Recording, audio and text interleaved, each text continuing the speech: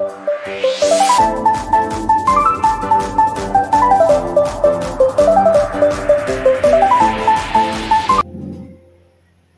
Surgawi, ini doa kami kepadamu. Kau selalu memberikan yang terbaik bagi hidup kami. Engkau mengerti, engkau peduli, engkau tahu apa yang kami perlu.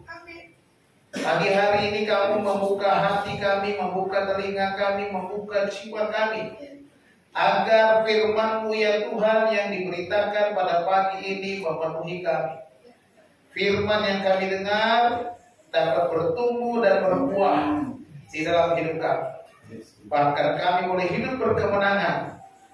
Menyiapkan diri kami memasuki tahun yang baru di akhir tahun ini ya Tuhan.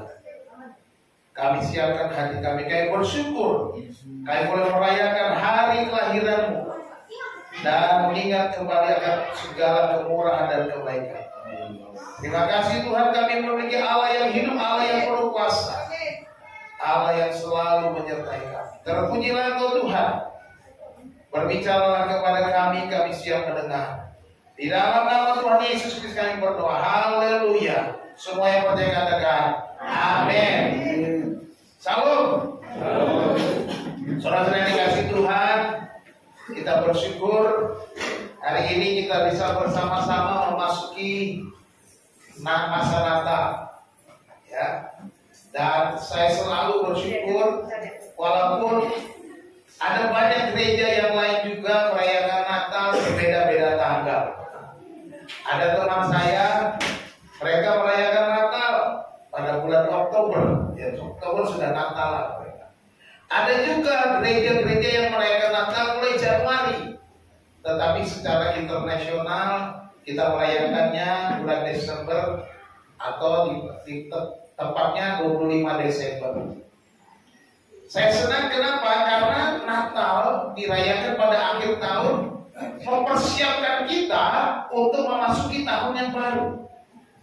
Natal memberikan kita refleksi untuk selama 1 tahun penuh, dan kita menghadap tahun yang baru supaya kita benar-benar memulihkan kehidupan kita.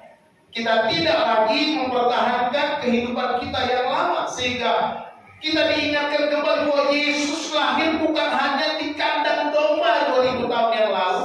Yesus itu harus lahir di hatimu, di hatiku dengan sepenuhnya. Lahir dengan sungguh-sungguh, lahir benar-benar nyata, di mana kita mengalami perubahan hidup.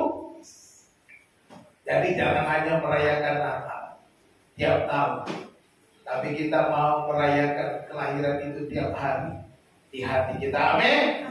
Nah, hari ini saya mau berbicara tentang sukacita besar Allah beserta kita. Kita tahu bahwa tema Natal kita secara umum kita berbicara tentang sukacita besar untuk seluruh bangsa. Ya, besok akan kita dengarkan khotbah ini ya. Sukacita besar untuk seluruh bangsa. Minggu lalu kita sudah mendengar bahwa sukacita besar itu sungguh luar biasa. Karena apa? Karena Yesus yang lahir itu adalah Allah sendiri. Ya, Allah sendiri. Yesaya pasal 9 ayat 5 dan 6 sudah dijelaskan oleh Ibu Hana. Dia ada penasehat ajaib. Tidak ada penasehat yang ajaib kalau bukan Allah. Penasihat bisa banyak, tetapi hanya Allah yang penasihatnya. Dan dia disebutkan sebagai Allah yang perkasa. Dalam bahasa aslinya itu El Gibor. El itu Allah, Gibor itu pahlawan yang gagah perkasa. Jadi El Gibor atau Allah yang perkasa itu berbicara Allah yang selalu berkemenangan, tidak mungkin kalah. Dan disebut Bapa yang kekal. Hanya Allah yang kekal. Dan dia disebut Bapa yang kekal itu. Dan Raja Damai dan kerajaannya dikatakan akan diwariskan tahta dan sampai selama-lamanya. Dan itu hanya dilakukan oleh Tuhan. Seharusnya kita terus bersyukur, bersukacita, ya, senantiasa di dalam kehidupan kita. Karena kita punya Yesus yang luar biasa. Amin. Nah, ada banyak cara orang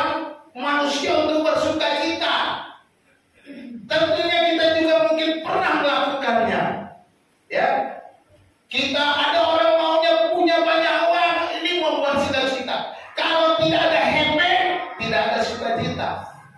Melempem. Banyak orang berkata uang adalah segala-galanya. Ya. Tanpa uang, bagaimana saya bisa senang-senang? Ada orang bersukacita dengan pesta-pesta dan segala macam.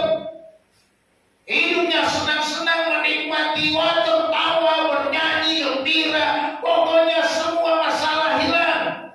Ini sukacita yang dicari manusia. Ada juga sukacitanya lakukan traveling atau healing, kata istilah sekarang healing. Wah, healingnya kalau kita lihat, kalau kita pergi traveling dan healing, kelihatannya sukacita. Tetapi apakah sukacita itu akan memenuhi kita selamanya? Tidak. Kita akan terus healing lagi karena kita merasa kehilangan sukacita terus-menerus. Kita selalu mencari. Tadi wahana nyanyi, kemanakah kami mencari kasih sejati? Kemanakah kita dapat mencari kasih sejati, sukacita sejati, damai yang sejati? Hanya di dalam Yesus. Nggak ada yang lain. Tapi orang banyak cari dengan cara dan macam-macam yang lainnya. Kita bisa buat daftar bagaimana kita bisa mencari sukacita. Hari ini sukacita besar menyatakan bahwa Allah menyertai kita. Kita akan belajar dari Injil Matius pasal 1 ayat 22 dan 23. Kita baca bersama-sama. Matius pasal 1 22 23. Mari kita baca 2 3. Hal itu terjadi supaya genaplah yang difirmankan Tuhan oleh Nabi. Sesungguhnya anak darah itu akan mengandung dan melahirkan seorang anak laki-laki, dan mereka akan menamakan dia Immanuel, yang berarti Allah menyertai kita. Haleluya. Luar biasa. Seorang anak darah akan melahirkan, akan mengandung dan melahirkan seorang anak laki-laki, dan mereka akan menamakan dia Immanuel. Immanuel artinya Allah menyertai kita. Ayat ini melengkapi sebenarnya apa yang sudah dikhotbahkan Ibu Hana. Kita akan belajar ada dua hal pendek ya, tapi jangan khawatir, saya bisa jelaskan panjang. Ya, bahwa dalam pernyataan ayat ini ada dua hal yang penting kita harus ingat. Ketika kita membaca Allah menyertai kita, Immanuel, ini apa sih yang kita dapatkan dari Sang Immanuel? Ini hal ini menyatakan bahwa kelahiran Yesus itu menggenapi nubuat. Ya. Kelahiran Yesus itu menggenapi nubuat, sebab ayat itu dikatakan dipimpin oleh Nabi Yesaya dalam Yesaya pasal 7 ayat yang ke-14. Coba saudara baca untuk membuktikan ya. Saudara baca Yesaya pasal 7 ayat 14. Tolong satu orang baca yang keras. Ini ada 3.000 orang, masa nggak bisa baca? Ayo, jangan tunggu-tunggu. Sebab itu Tuhan sendirilah yang akan memberikan kepadamu suatu pertanda, sesungguhnya seorang perempuan muda mengandung dan akan melahirkan seorang anak laki-laki, dan dia akan menamakan dia Immanuel. Yesaya sudah berbicara, seorang perempuan muda akan mengandung dan akan melahirkan seorang anak laki-laki tepat. Bukan perempuan, tetapi anak laki-laki, dan dia akan menamakan dia Immanuel. Dan ketika Yusuf melihat tunangannya hamil, sedangkan dia merasa tidak pernah menyentuh tunangannya itu. Saudaraku, saya mau ceritakan bagaimana pernikahan orang Israel. Orang Israel kalau menikah itu bertunangan, sudah terikat. Kemudian mereka tidak tinggal serumah. Laki-laki itu pergi ke rumah bapaknya, pulang. Ya, jadi tidak tinggal satu rumah. Pulang ke rumah bapaknya,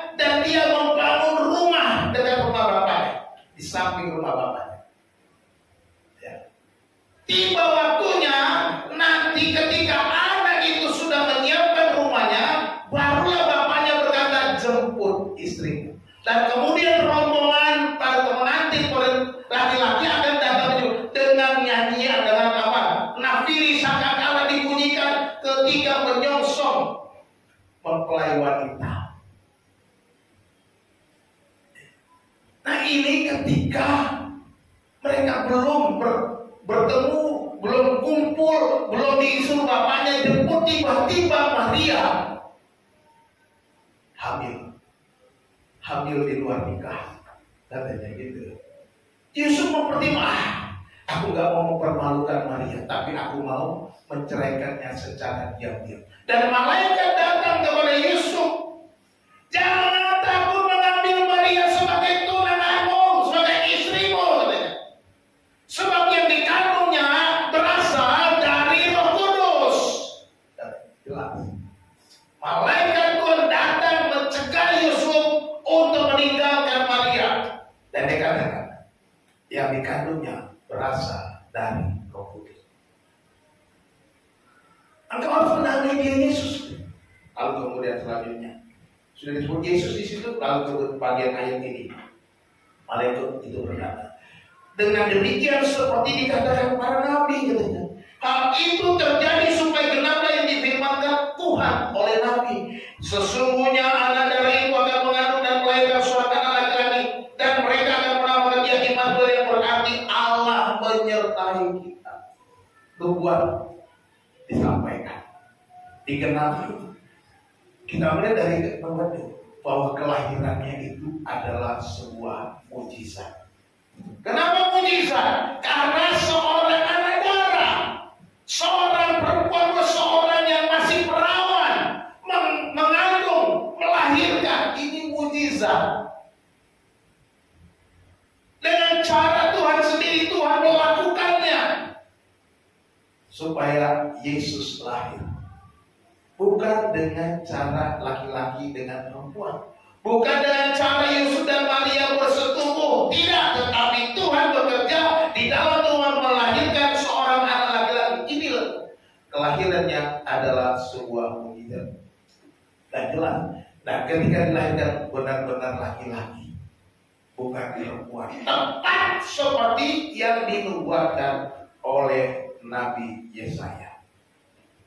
Kalau begitu, kita mengakui bahwa kelahiran Yesus ini bukan sebuah dongeng 1001 malam. Kisah kelahiran Yesus di Bethlehem bukan dongeng, bukan cerita-cerita isapan jempol, tetapi ini suatu kisah nyata dan dikuatkan dengan silsilah Yesus. Kalau kita baca Matius pasal 1 ayat 1 sampai 17, di situ disebutkan silsilahnya, keturunannya, orang-orangnya ada, dan ini menunjukkan bahwa dia bukan dongeng, tetapi fakta, sejarah, benar-benar terjadi. Ini benar-benar hidup, benar-benar ada di dunia ini, bukan cerita karangan orang-orang pintar atau karangan orang-orang pengikut aliran tertentu.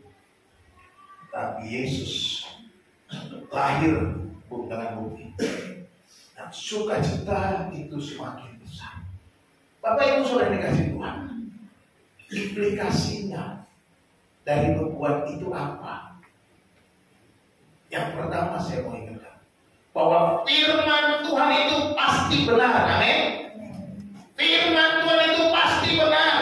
Apa yang dikatakan Alkitab pasti benar. Terbukti ketika malaikat berbicara kepada Yusuf, kepada Maria, kepada para gembala, apa yang dinubuatkan tepat benar. Tidak meleset sedikit pun. Anak darah betul-betul anak darah, anak laki-laki yang lain betul-betul anak laki-laki. Bahkan Nabi Mika berkata, dia lahir di Bethlehem, benar-benar di Bethlehem. Dia keturunan Daud, benar-benar Yusuf dan Maria keturunan Daud.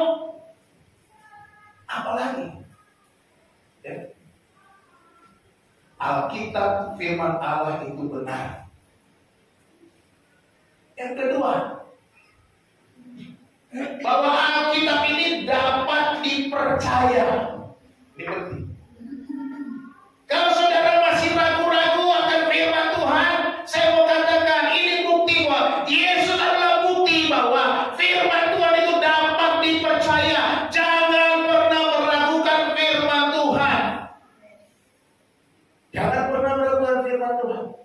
dapat dipercaya. Ada banyak janji-janji, ada banyak berita, ada banyak penguatan, ada banyak berkat di dalamnya. Saudara harus miliki itu. Bagaimana? Mau memiliki tapi gak pernah mau baca. Mau memiliki tapi gak pernah membuka Alkitabnya. Padahal Alkitabnya sudah ada di gadget. Saudara tiap pagi bangun, saudara biarkan HP. Yang paling pertama saudara lihat apa? Ada WA apa hari ini? Medsos dulu, WA dulu. Lupa, tidak mau datang menerima berkat Tuhan. Jangan itu dulu. Bangun tidur, cari Tuhan dulu, cari firman, cari penguatan, cari berkat. Alkitab dapat dipercaya. Alkitab selalu tepat dan benar. Apa yang kurang dari firman Tuhan? Inilah menunjukkan bahwa kelahiran Yesus ini adalah nubuatan menggenapi menunjukkan bahwa Yesus menyatakan bahwa firman Tuhan itu bisa dipercaya, dapat dipercaya. Tidak perlu ragukan firman Tuhan lagi. Kelahiran Yesus. Demikian juga janji-janji tentang kedatangannya yang kedua kali. Ya. Amin. Janji tentang kedatangannya yang kedua kali, dia akan datang kembali menjadi raja, segala menggenapi nubuatan dia akan menjadi raja, menduduki tahta dan sampai selamanya akan digenapi. Gak usah ragu, gak usah takut, percaya. Kalau kita sudah punya Alkitab yang menceritakan kelahiran Yesus, seharusnya sukacita besar ini harus menjadi milik kita. Sukacita besar ini sangat memenuhi hidup kita, karena Natal mengingatkan kita, aku bersyukur, aku bersukacita sebab aku punya Yesus yang hidup. Sukacita haruslah semakin besar karena kita memiliki Yesus. Dari yang lain, bukan karena kita punya uang, bukan karena kita punya rumah yang besar, enggak. Boleh punya uang banyak, boleh punya rumah besar. Bukan karena mobilmu banyak, mobilmu mahal, bukan itu sukacita besar. Karena kau memiliki Yesus yang menggenapi nubuatan firman Tuhan, yang menyatakan bahwa firman Tuhan yang dijanjikan Allah dari Kejadian sampai Wahyu itu adalah milikmu. Engkau berhak memilikinya, engkau berhak mengalaminya, tapi cintai firman Tuhan. Ya, sukai firman Tuhan. Karena firman Tuhan berkata, tetapi orang yang kesukaannya ialah Taurat Tuhan dan diperlukan Taurat itu siang dan malam, ia seperti pohon yang ditanam di tepi aliran air, yang menghasilkan buahnya pada musimnya dan tidak pernah layu daunnya. Apa saja yang diperbuatnya berhasil. Siapa yang mau berhasil? Angkat tangan. Cinta firman Tuhan. Ada yang lain. Saudara dikasih Tuhan, luar biasa. Kalau saya menceritakan kasih Tuhan yang besar, terlalu panjang, terlalu panjang untuk diceritakan. Ketika saya menikah, mulai dari nol, saya menikahi orang Gunung Kidul itu modal dengkul. Modal dengkul, benar. Gak punya apa-apa. Gak punya apa-apa. Saya sampai ketika mau lamar, saya bilang acaranya di Jakarta, di Gunung Kidul. Saya tanya, kira-kira saya kasih berapa? Kata saya bilang sama keluarganya.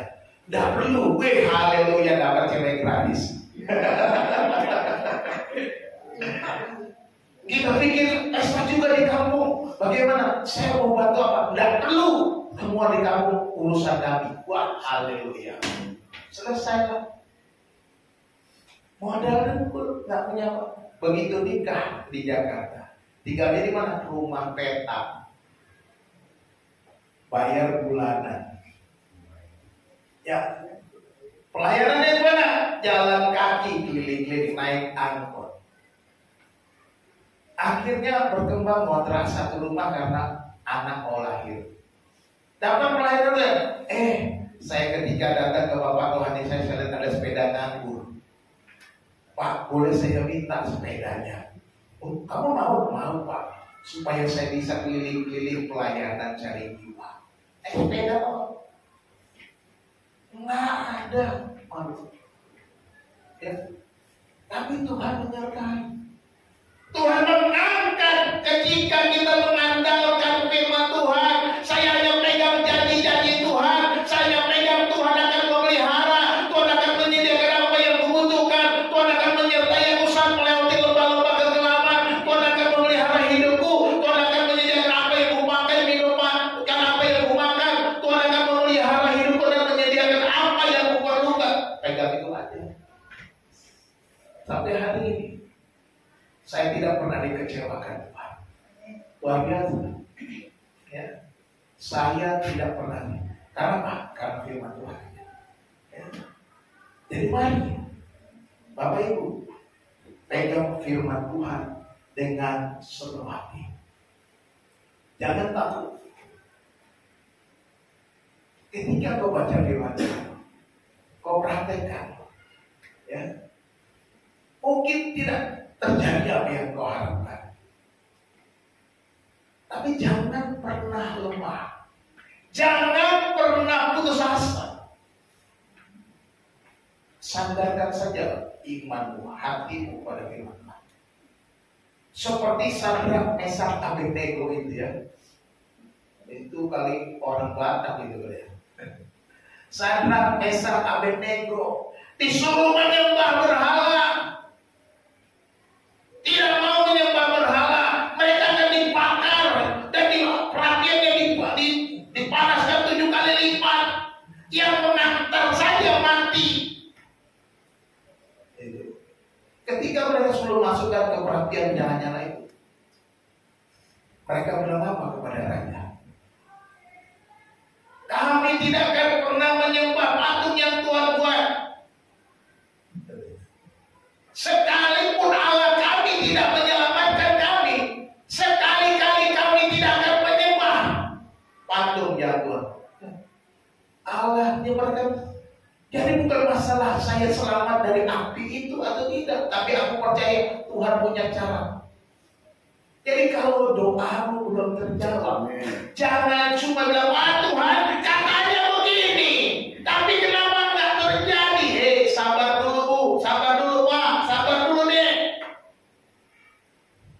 Jangan kau hatimu kepada apa yang kau mau. Biarkan Tuhan melakukan menurut cara. Kau selalu punya cara untuk menolongku. Amin. Allah punya cara untuk menolongmu. Amin. Mungkin hari ini dia tidak melakukan itu karena ada sesuatu yang harus dia selesaikan.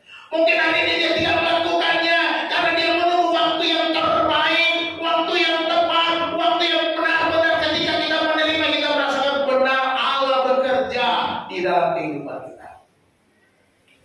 Kelahirannya menyatakan nubuatan, menggenapi nubuatan, menunjukkan bahwa firman Allah itu ya dan amin. Luar biasa. Yang kedua, kelahirannya menyatakan Allah sendiri. Perhatikan itu. Dan ia dinamakan Immanuel, Allah beserta kita. Immanuel dalam bahasa Inggris menjadi imanen, menetap. Ya. Immanuel, L itu Allah. Ya.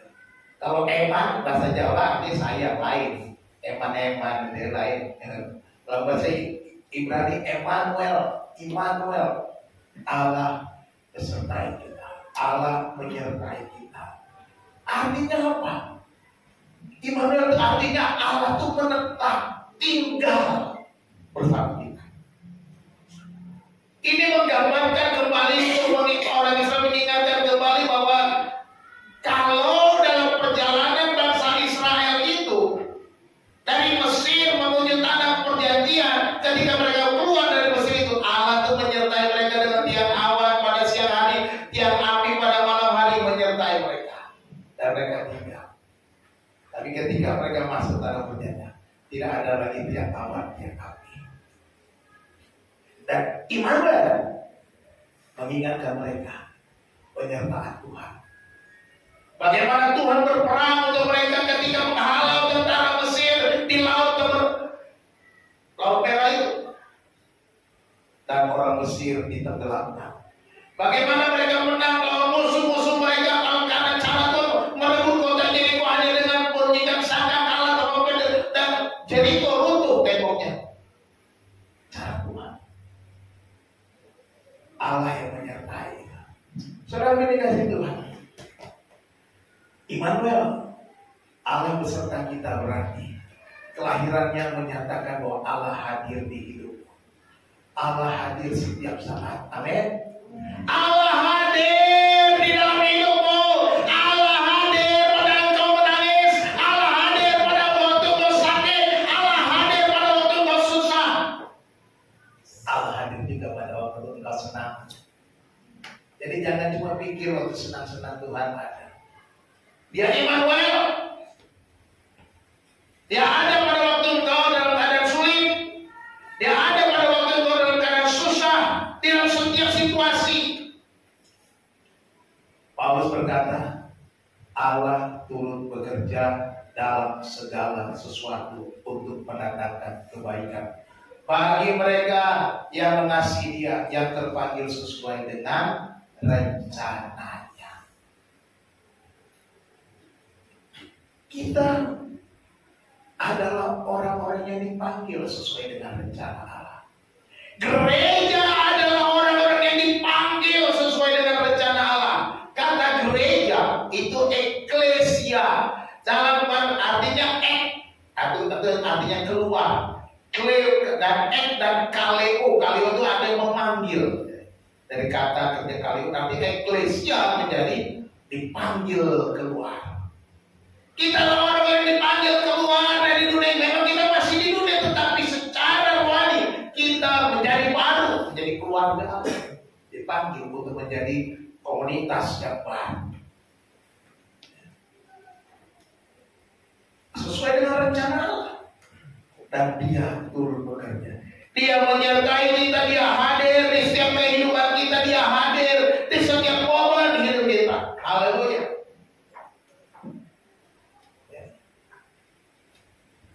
Dan kelahiran itu menyatakan Dia tinggal tetap selama-lamanya.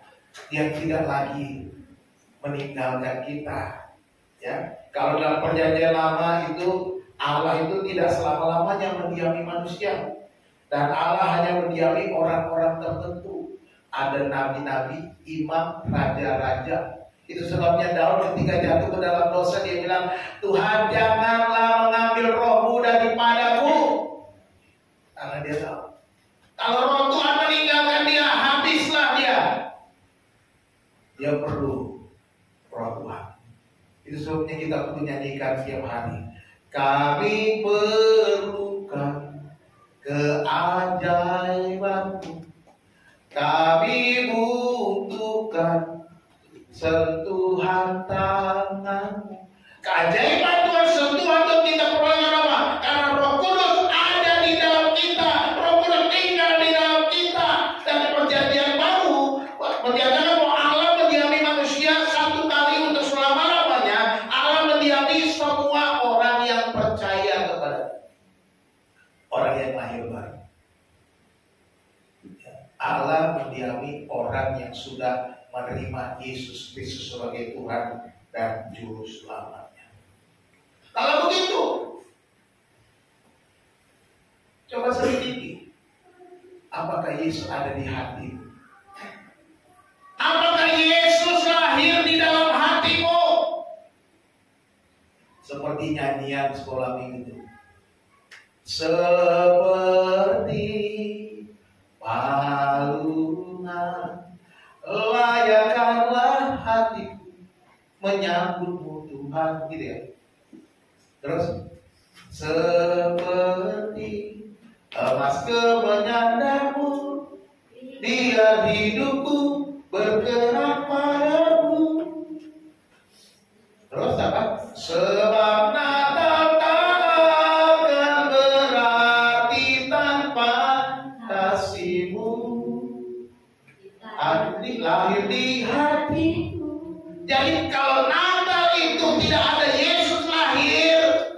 yatim, tidak ada gunanya tiap tahun merayakan Natal, tiap tahun beli baju baru, tiap tahun beli sepatu baru, tiap tahun beli celana kolor baru. Tidak ada gunanya. Yesus tak lahir di hati.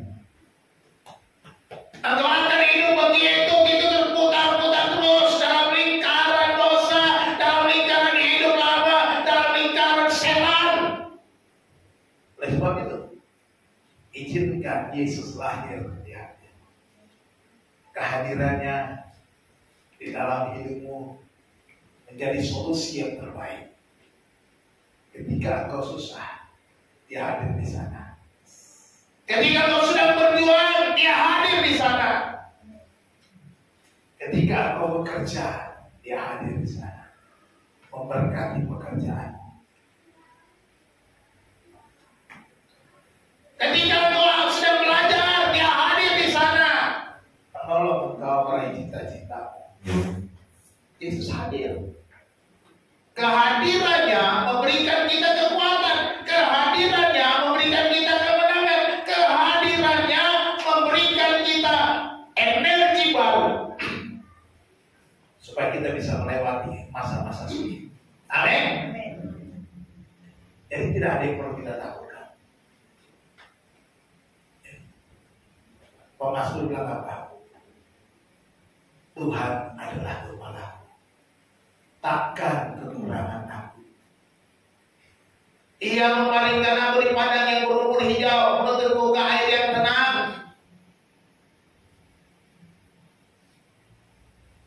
Ia menyertai aku melewati lembah-lembah. Sekalipun aku berjalan dalam lembah kegelapan, aku tidak takut bahaya, sebab Engkau besertaku.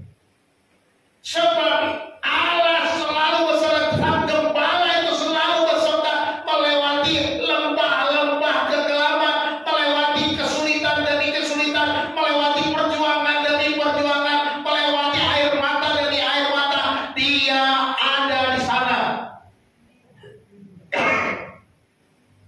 Luar biasa.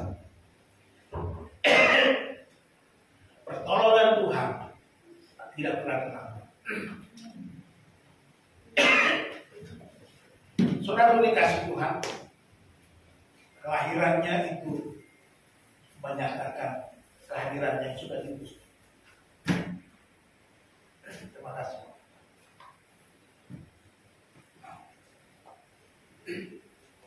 Sekarang Allah itu hadir di setiap kehidupan kita. Immanuel,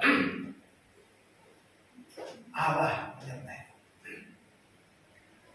Sukacita yang besar itu dinyatakan dengan kehadiran Sang Immanuel. Sukacita yang besar itu harus semakin bertambah besar. Oleh karena kita memiliki Allah yang selalu hadir di setiap momen kehidupan kita, sukacita yang besar itu harus nampak. Harus nampak tiap hari. Syaratnya apa? Ini. Itu langkah pertamanya. Percaya firman Tuhan. Karena firman Tuhan dapat dipercaya. Kedua, tentunya tadi, biarkan Yesus lahir di hati. Apa yang difirmankan Tuhan, percaya dan biarkan Yesus lahir di hati. Maka engkau akan hidup dalam kelimpahan. Engkau akan hidup dalam kemenangan. Engkau akan hidup dalam kekuatan. Engkau akan hidup dalam kesuksesan, keberhasilan yang Tuhan mau. Tahun 2023 akan kita selesaikan 1 minggu lagi. 7 hari lagi kita akan memasuki tahun yang baru. Tapi mari Bapak Ibu Saudara yang dikasihi Tuhan, saya mau kita tidak lagi seperti yang dulu.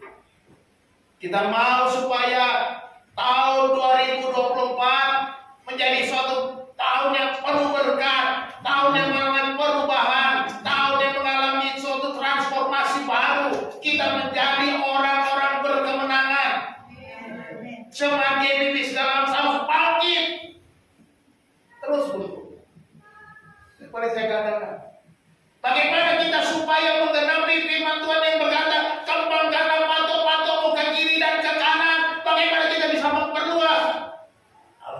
tidak mengandalkan Tuhan? Tidak bisa.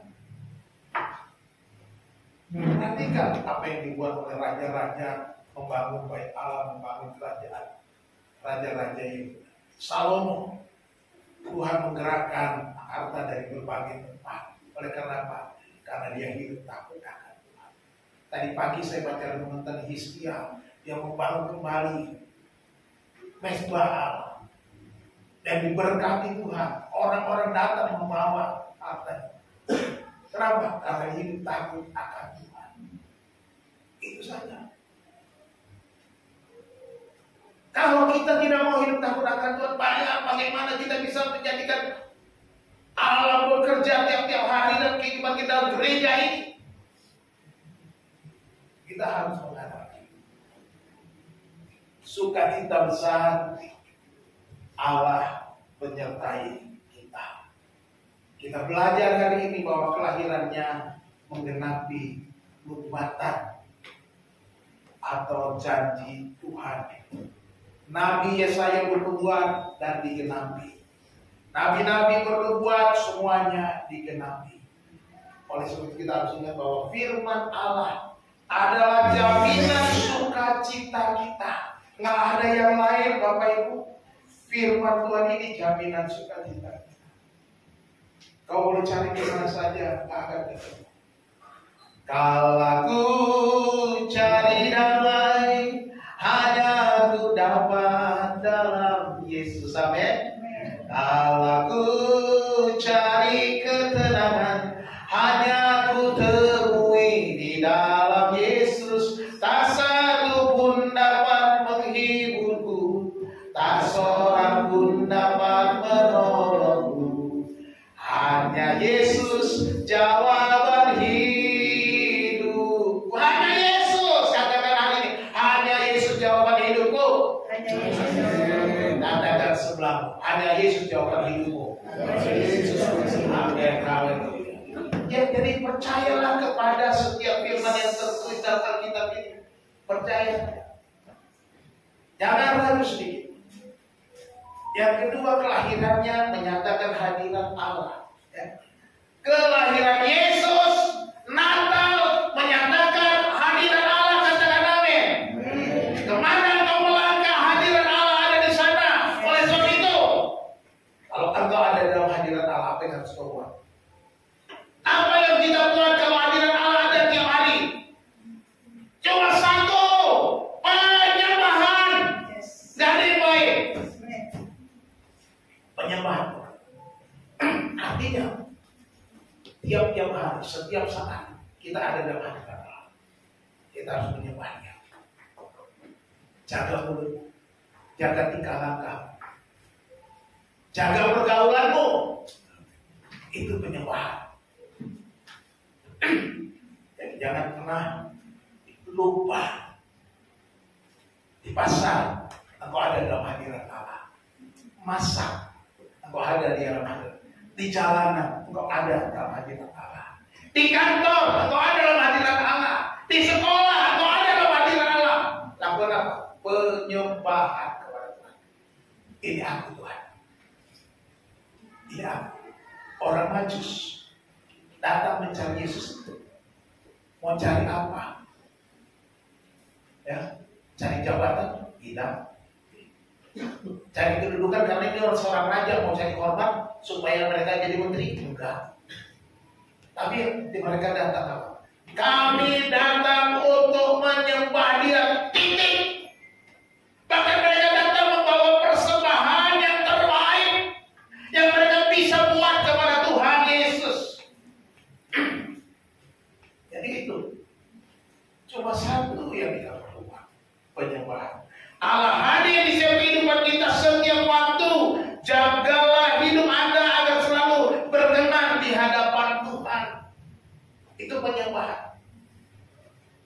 Jangan sampai melenceng jalannya. Mungkin kau sendirian, nggak ada orang yang lihat. Hati-hati kawan, hadirat Allah ada. Amin. Mamamu nggak lihat, bapakmu nggak lihat, hati-hati. Tuhan ada lihat. Kau ada di hati.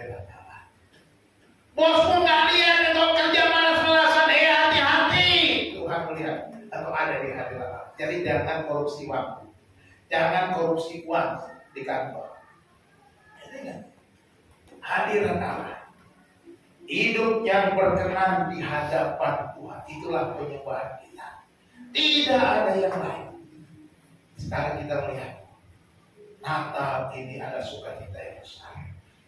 Allah hadir di dalam setiap momen hidup kita.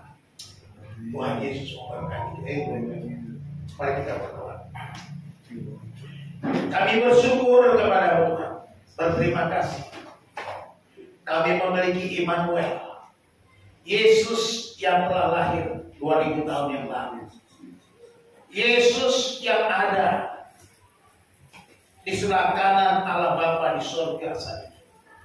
Yesus yang akan datang kembali kedua kalinya untuk menjadi Raja segala raja. Tuhan, kami bersyukur memiliki Allah yang hidup, yang telah berfirman kepada kami. Firman-Nya ya dan amin. Firman-Nya selalu benar tepat. Firman-Nya dapat dipercaya. Terima kasih Tuhan. Kami mau pegang penuh janji, pegang penuh firman. Bentuk kami Tuhan supaya kami berkenan. Kami bersyukur bahwa Engkau hadir di setiap keadaan kami. Kami selalu ada di hadirat-Mu Tuhan. Ajar kami untuk selalu menyembah-Mu, menjaga hidup kami, menjaga kata-kata kami, menjaga pikiran kami, menjaga perasaan kami, supaya kami berkenan kepada-Mu ya Tuhan. Tolong kami Tuhan. Kalau kami selama ini gagal, kami mau ampuni kami Tuhan, supaya kami bangkit kembali. Kami mau berjalan di dalam kemenangan demi kemenangan. Kami mau berjalan di tahun yang baru menghadapi segala persoalan dengan kekuatan yang daripada-Mu ya Tuhan. Kuatkan Bapa surgawi, hamba-Mu berhenti berbicara. Biarlah Roh-Mu yang kudus terus berbicara kepada kami ya Tuhan, mengingatkan kami, menguatkan kami kembali. Allah yang menyertai kami. Terima kasih Tuhan.